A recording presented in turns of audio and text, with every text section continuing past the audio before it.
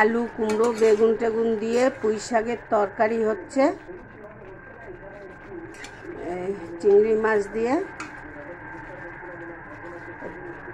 পেঁয়াজ কাঁচা লঙ্কা চিংড়ি মাছ ভেজেছি, দিয়ে দিলাম পুঁই শাকে। একটু আদা গ্রেট করে রেখেছিলাম, আদা দিয়ে দিলাম।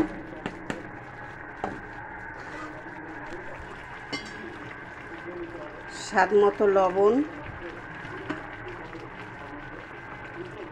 হলুদ।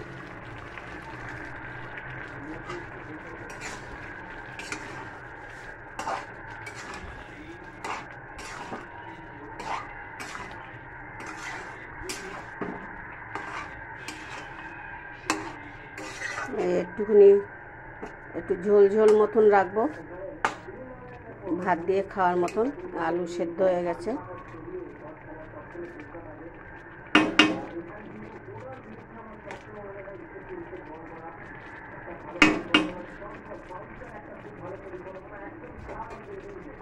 চলুন, হয়ে গেছে। আপনাদের যদি ভালো লেগে থাকে লাইক শেয়ার সাবস্ক্রাইব করে দেবেন। আলু কুমড়ো বেগুন ঝিঙে টিঙে দিয়ে পুঁই শাকের তরকারি, চিংড়ি মাছ পেঁয়াজ দিয়ে কাঁচা লঙ্কা দিয়ে ভেজে নামিয়ে রেখেছিলাম।